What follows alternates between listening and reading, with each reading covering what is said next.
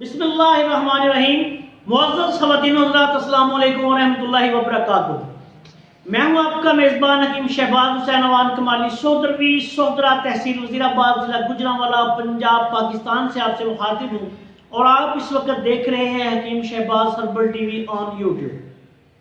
आज की इस मुख्तसर सी वीडियो में मैं आपकी खिदमत में दर्दों के लिए एक बेहद मुफीद और मुजर्रब नुस्खा पेश करने जा रहा हूं, जो आप आसानी के साथ खुद बना सकते हैं और इसको इस्तेमाल करने से जोड़ों के दर्द, पट्ठों के दर्द और रियाही दर्द जो है अल्लाह के फजल करम से वो ख़त्म हो जाते हैं। ये जो आप मेरे सामने देख रहे हैं, ये डंडा थोर का एक पौधे का हिस्सा है, एक टहनी है उसकी। ये आम तौर पे नर्सरियों में और मुख्तलिफ पुराने कब्रिस्तानों में मिल जाता है। कई लोग इसकी अफादियत को जो जानते हैं वो इसको काश्त भी करते हैं।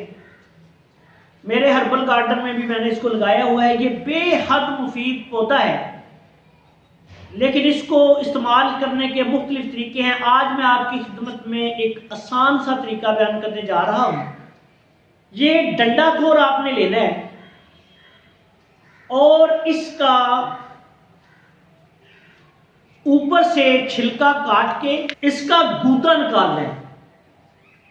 इसमें जिस तरह गोभी के डंडल में एक गूदा सा होता है, उसी तरह ये डंडा थोर में भी गूदा होता है। हो निकलेगा वो कम, लेकिन वो आपने गूदा निकालना है और उसको मिसाल के तौर पे ये देखें, यहां से जब आप इसको काटेंगे, छीलेंगे, तो ये पहले इसका एक सब्ज छाल है, उसके बाद एक सख्त लकड़ी सी है, उसके अंदर गूदा होता है। इसको आपने निकाल लेना है। वो गूदा जो है उसको छोटे छोटे पीसेस में काट के देसी घी में आपने उसको फ्राई कर लें। देसी घी में फ्राई कर लें, जिस तरह प्याज को फ्राई करते हैं। जब ये सुर्खी माइल हो जाए तो इसको आप किसी बर्तन में डाल के महफूज रख लेंगे। इतनी जल्दी खराब नहीं होगा, मौसम सरमा में तो बिलखसूस नहीं होता। अगर फ्रिज में रख लें तो ज्यादा बेहतर है। इसमें से चम्मच का तीसरा हिस्सा आपने इस गूदे का लेना है और जो भी आप सालन खा रहे हैं उसमें इसको डाल के आपने खाना शुरू करना है। दिन में एक दफा, फिर बतदरीज इसको बढ़ा के आप दिन में 2 दफा, सुबह शाम चंद दिनों के बाद कर लें।